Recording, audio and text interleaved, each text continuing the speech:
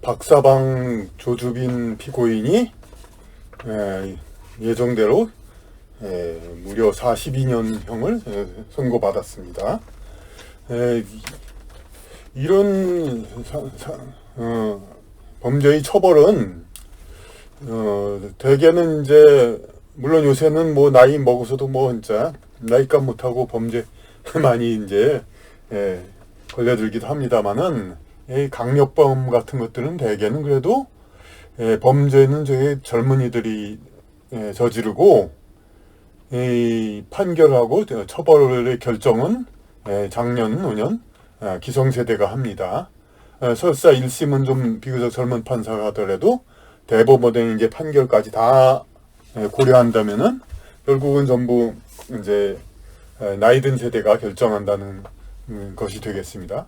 그러면 나이 든 세대가 그럼 젊은 세대의 범죄를 단죄한다는 거, 이거가 그러면은 어떻게 정당화될 수 있는가, 이걸 좀 우리가 한번 생각해 봅시다. 나이 든 세대는 그 범죄를 처단하는 사람은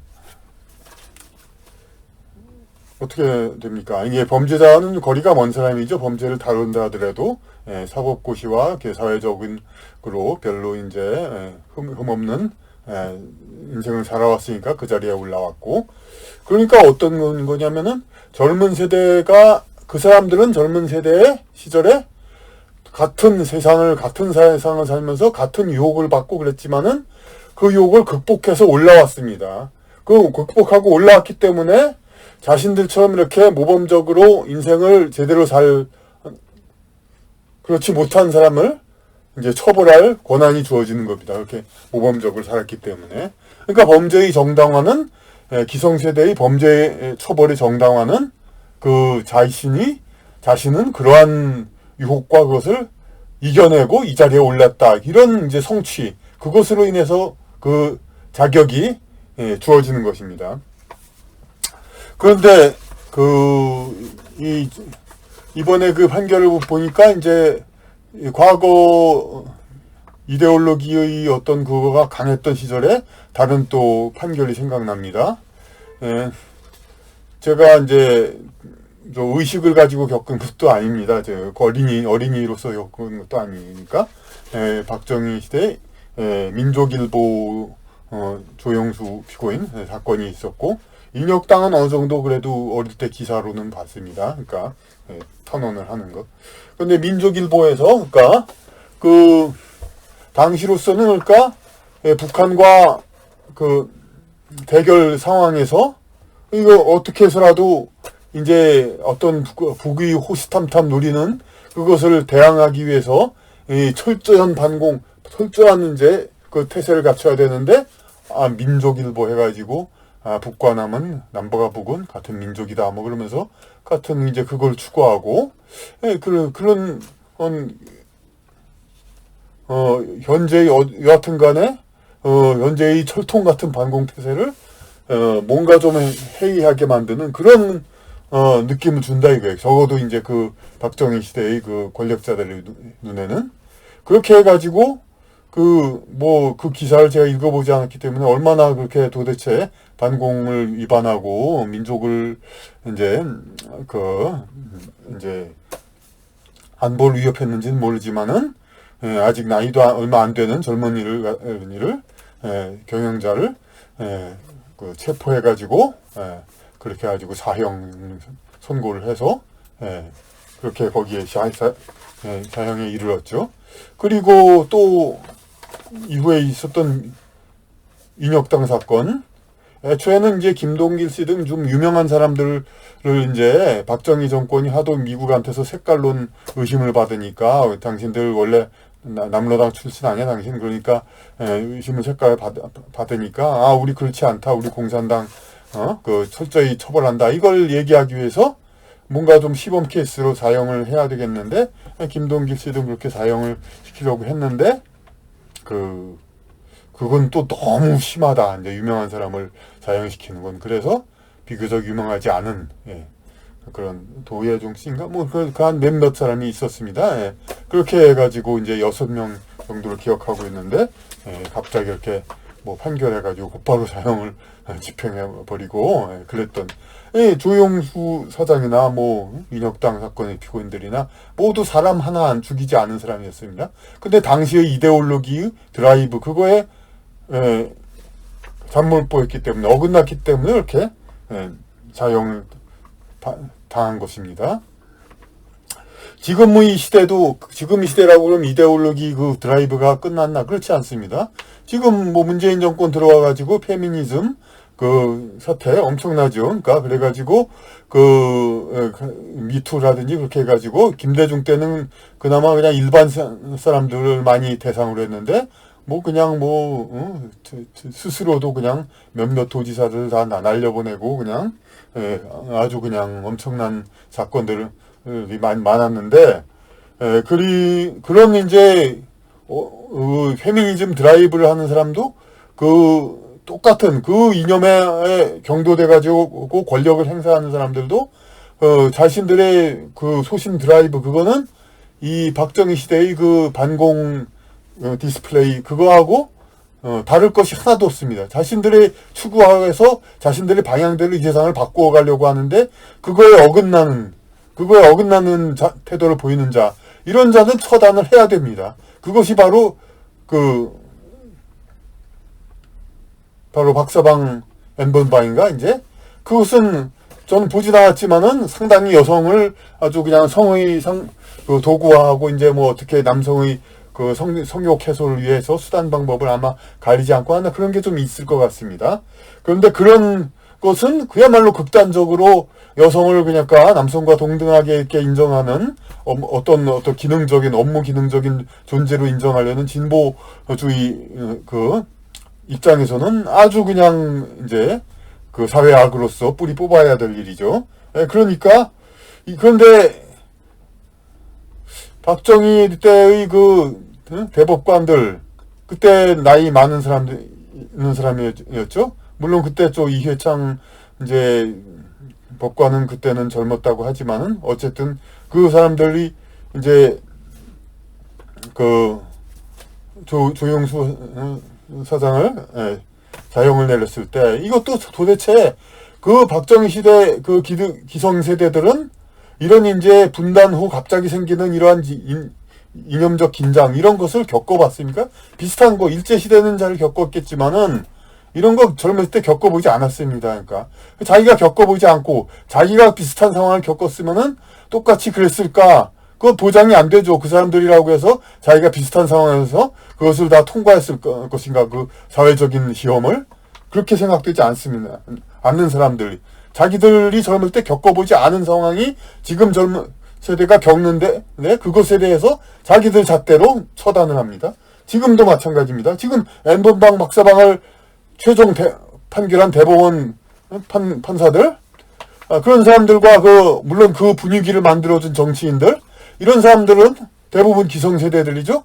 그 사람들은 그 젊을 때 컴퓨터에 인터넷에서 그냥 지 원하는 대로 막 여러 가지 그냥 기상천외한 성적인 어떤 유희를 막 만들고 즐겨 그런 상황이 됐습니까? 저희 어릴 때만 해도 그런 사진 젊을 때만 해도 그런 사진 하나 구하려면 청계천 가서 아저씨 하나 얘기해서 흐릿하게 생긴 사진 요만한 거 돈 주고 그냥 약간 흥정해가지고 겨우 몇 장 구해가지고 이렇게 보는 그거였습니다. 이렇게 지금과 같이 인터넷에서 마음대로 그냥 그러니까 선명한 형상으로 게다가 동영상으로 자기가 원하고 상상하는 걸 전부 그냥 만들어낼 수 있는 그런 상황은 전혀 그때는 있지 않았습니다. 만약 그때 저희 젊을 때 그런 상황이 있었다면 저희라고 해서 그런 것을 과연 어떻게 대처했을까? 그건 진짜 보장될 수가 없습니다. 그러니까.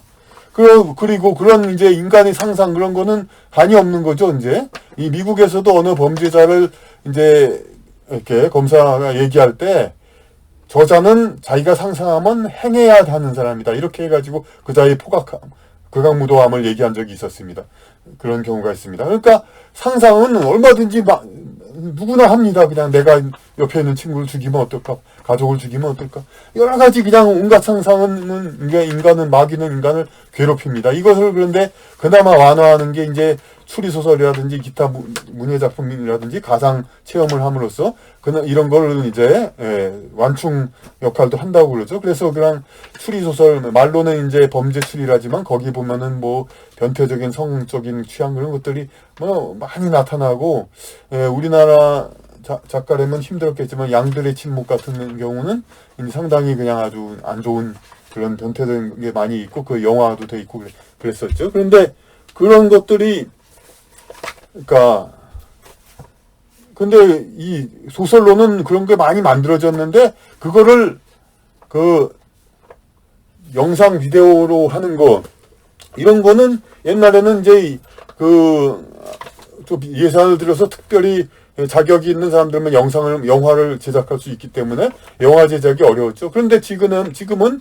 영화 제작이 쉬워졌죠. 누구나 사실 그냥 뭐 내용이 문제지 그냥 영화 비슷한 그런 영상은 누구나 만들 수 있게 됐습니다.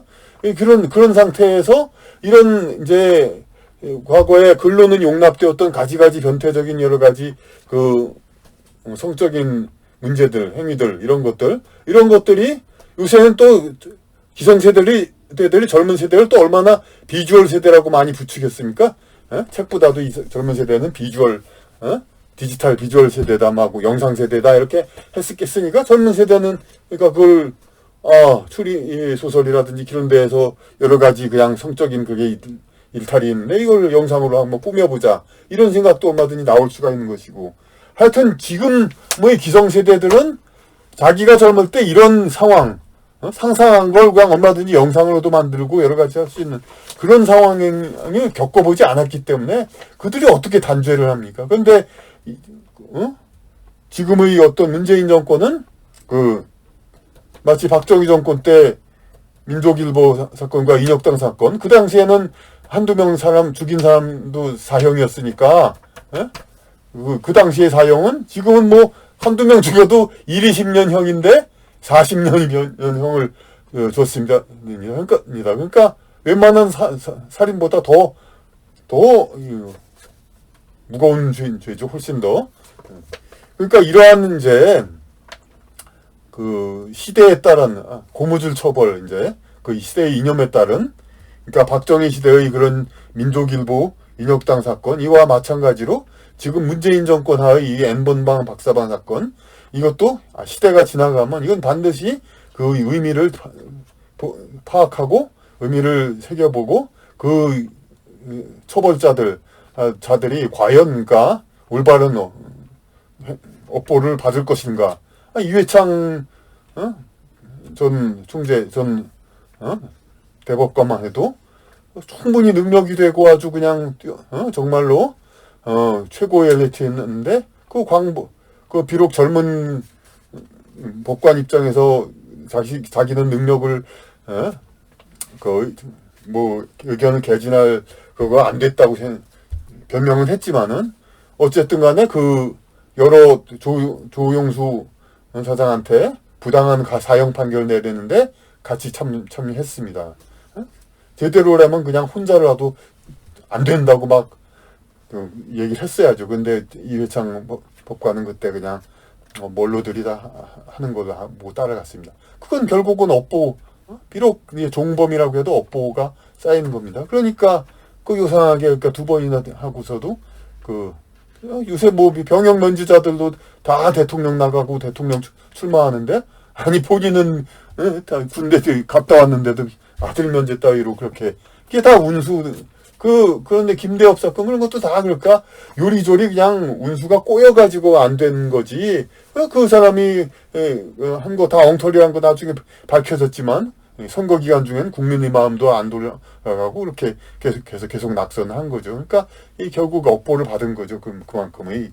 그러니까 이런 이제 지금의 어떤 그런 판결을 하물며 그러니까 그렇게 최고의 영광을 받을 사람도 그렇게 그 약간의 관여한 것 때문에 업보를 받는데 지금 이런 이제 그 시대의 유행에 따른 그냥 그 포악한 판결을 한 그러한 주동자들은 이제 나중에 어떤 업보를 받을지 이것은 이제 귀추가 주목되는 것이고 이제 역사의 판결이 훗날 궁금해지는 그런 것이기도 한 것입니다.